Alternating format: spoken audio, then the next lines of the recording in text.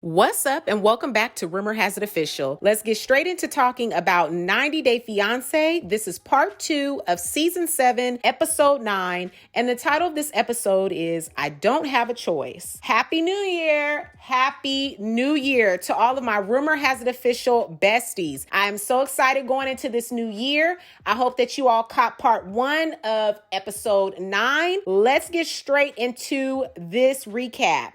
Starting off with Anna and Marcel. So Anna goes to pick up her oldest, Joey, from band practice. And either it's a preteen thing, which I think is a little bit of a combination of that, or just a huge disconnect in their mother and son relationship. It's really sad to see. Anna tells Joey that the wedding is off, and Joey says that he thinks life will go back to normal with Marcel going back home, adding he's told his mom from the very beginning that this wasn't a good idea, to which Anna responds, well, it was a good idea for me because I love Marcel. Self, all up in that. Self is all up in that. And she said exactly what she meant. It was all about her. It was good for her. But see, that's the problem. It was good for her, but it wasn't good for her kids. And it's leaving them damaged. It's tearing their family apart. It's messing those boys up. Now, Anna, I'm trying to go into this new year and I'm trying to be patient with you now, but come on. If you didn't learn anything else, the reason this failed is because you didn't put your kids first. You think you put them first by having the man come to you, but you really didn't, because you knew the man was coming to you and he didn't even tell his parents that you had kids. So you were willing to go along with that little secret until your kids started pressing you, until your mom started pressing you, until your friends started pressing you. All these people had to press you and make you feel some type of way for you to finally say, or give this man an ultimatum and say, you have to tell your parents now I can't do this anymore. But you were going to go along with it. If your kids didn't say anything, if your mama didn't say anything, if your friends didn't say anything, you would have gone along with this so that you could be with Marcel. That is sad. Very sad. So Joey feels that his mother caused this on herself, and she did, by not looking at all the possible outcomes. He's annoyed that his mom put him through this. And I agree with these kids. I'm on these kids' side. I am on these kids' side. Anna is sickening because she tells the camera crew that Joey got his wish. I'm telling you, she made me so mad. Y'all, she made me so mad in this episode. I really wanted to go off because I really did, because she just doesn't get it. She tells the camera crew that Joey got his wish and Marcel's now leaving. So she's basically blaming her son for the outcome when she should be blaming herself and Marcel for not being man enough to stand up to his family and take his own path. Comment down below and let me know your thoughts. I gotta move on because my blood is boiling. Let's move on to Tania. Oh God, and then we're moving on to Tania. Tania, see, my blood is gonna be boiling through this whole recap because Tania gets on my nerves too. But let's move on to Tania, aka Sugar with an E. So it's Tania's last night out in Costa Rica, and she's out drinking, flirting, and dancing. She says that she loves flirting with other men because that's all she could do. She can flirt, but she can't touch. While she's out, Syngin video calls her, and this chick answers. And the salsa instructor is all up in the phone, all up in her phone, waving to Syngin. Oh, we're having a good time. We're in Costa Rica. We're enjoying ourselves. We're drinking. You know, like he's just really all up in her phone. And she's just sitting up there like Syngin knows this cat. So Syngin is trying to play it real cool. But I'm sure that didn't set well. It did not set well with him one bit. Tania finally decides to step outside to talk to Syngin some more. Syngin tells her that he just wants her to be safe. To which Tania is like, go to sleep. I just want to get back to dancing. Very disrespectful, very dismissive. I mean, what woman doesn't want to be cared for or for her man to care? That's what I'm trying to figure out, because if my man was blowing up my phone, I'm out having a good time and I'm not back at a certain time and he's called me because he's concerned about me or just wants to make sure that I got home safe, why would I have a problem with that? The way he's doing it is the way he's going about it is very innocent. He just cares about her. She's in another country. He just wants to make sure she's all right. See, this is the thing. If you handle yourself with class and like a woman, your man won't have to worry, because he know you good. But she obviously, when she gets drunk, she doesn't know what she's doing. She's passing out. She's, flirting with other men, and she's not conducting herself in the right way. So this is why he feels the need to check on her and make sure that she's okay. She doesn't make him feel secure that when they're not together, she can handle herself like a classy lady. So Syngin tells her to tell him that she loves him and then to call when she gets back to her room.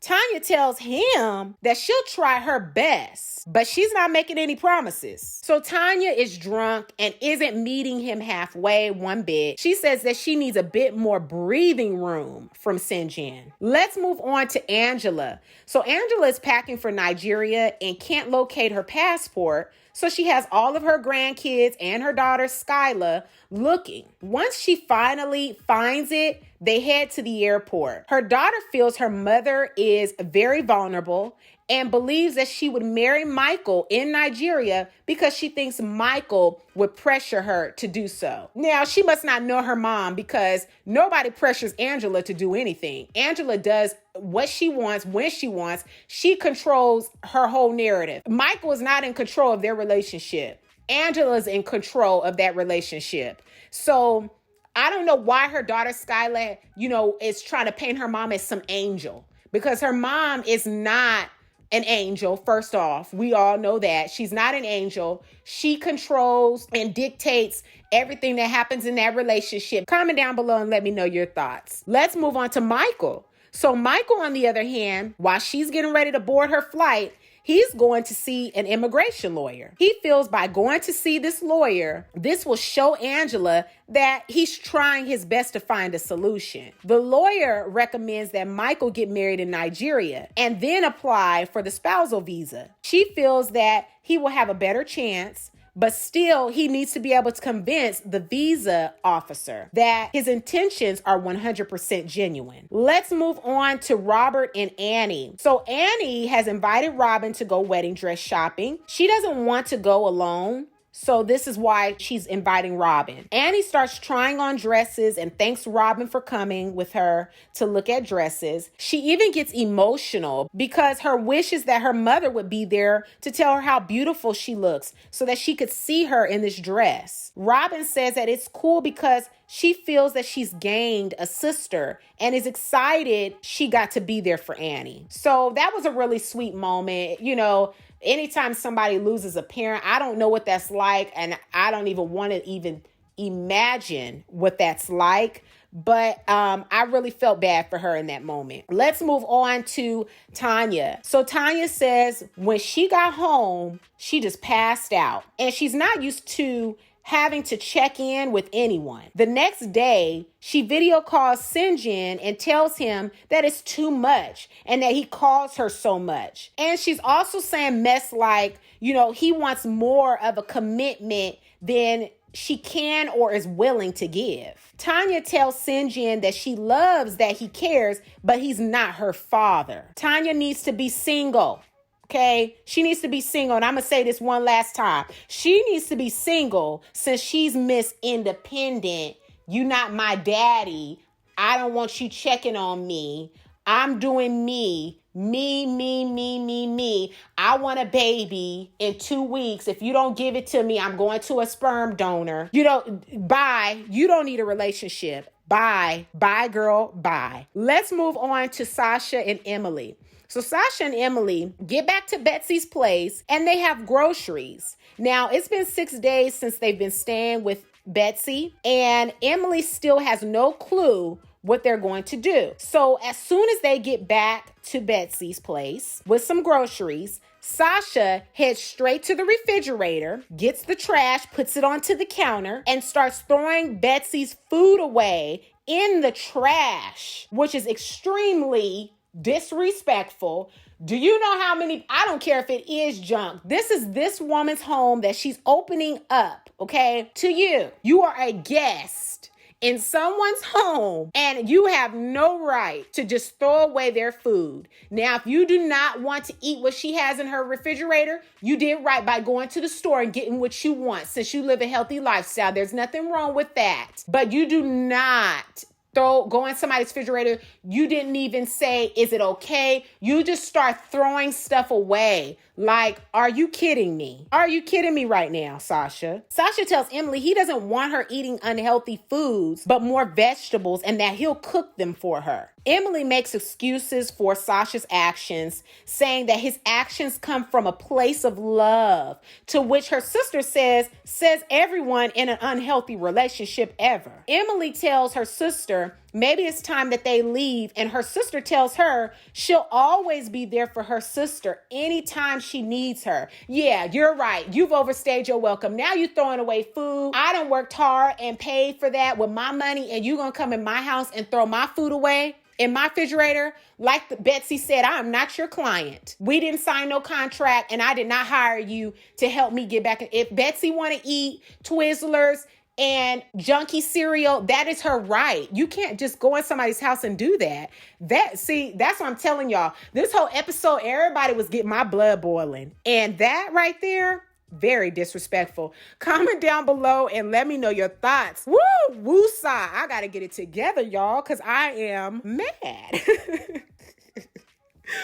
Oh my goodness, I'm a little bit heated off of that. Let's move on to Mike and Natalie. So Mike wants to know if Natalie has applied for a K-1 visa previously with someone else. Again, he is still pressing this, even saying, has she ever been to America? Natalie answers no, and adding it makes her upset that he doesn't trust her. Natalie says that she's clean and she's telling the truth. Now, Mike continues to push the questions after she already answered him. So she gets up from the table crying and storms to the bathroom. Mike says that it wasn't his intentions to put blame on her. When she gets back, he apologizes to her, telling her that this whole process puts a lot of pressure on him. Natalie tells him she wants to go home. And I've been over it too. Forget the coffee. I want to go home. I really want you to go home. Just go on back to the U.S. to your farm and be with Uncle Buck and just go, because you're getting on my nerves now. Like I said, these two do not need to be together. They just don't. Let's move on to Anna and Marcel. So Anna, she rented a hotel for Marcel, and Marcel says that he's starving. Oh my gosh. This girl rented him a hotel and left him there. He doesn't have any food. I don't know if this hotel gives complimentary breakfast or anything for this man to be able to eat. I don't know if the producers are helping him out, but old boy said she just left him there, booked him that hotel, and he is starving. Now, I don't understand why book him a hotel instead. She should have been booking him a flight to go back to Turkey. Marcel says that he loves Anna, but his family told him to come home and that he needs to be with a Turkish woman, but he claims that he doesn't want a woman from Turkey. He adds that he's the only son in the family, so he has to obey them. He wants to spend his final days with Anna, but Anna says that she wants him gone. So that night, he's texting with Anna, and her texts read, these are some of the texts, okay? How are you not even going to fight for our love? We are supposed to spend our lives together. I hate you. Now, how do you just hate somebody? Like, if you love somebody, you can't just hate them like instantly like that. Like, you might be disappointed and upset with them, but I think she's just talking from a place of anger, hurt, or whatever. I could care less because, like I said, I feel like Anna brought this on herself and onto her children, and I just can't respect somebody like that. But it's like, Marcel tells Anna that he wants to see her, and she says no. So Marcel is begging to see Anna, and he tells the camera crew that he wants to hold her hair one last time to smell her and to kiss her. Marcel, take your butt back to Turkey and be a good little boy and obey your parents. That's what you do. So I need to hear all of your thoughts on 90 Day Fiance. This was part 2 of season 7, episode 9. Again, the title of this episode was I Don't Have a Choice. Comment down below all of your thoughts on this episode. Don't forget to give this video a big thumbs up. Share it with a friend who also loves watching 90 Day Fiance. Don't forget to subscribe and hit that bell so you'll be notified on the next time that I make an upload. And I will catch you all in the next video. Peace.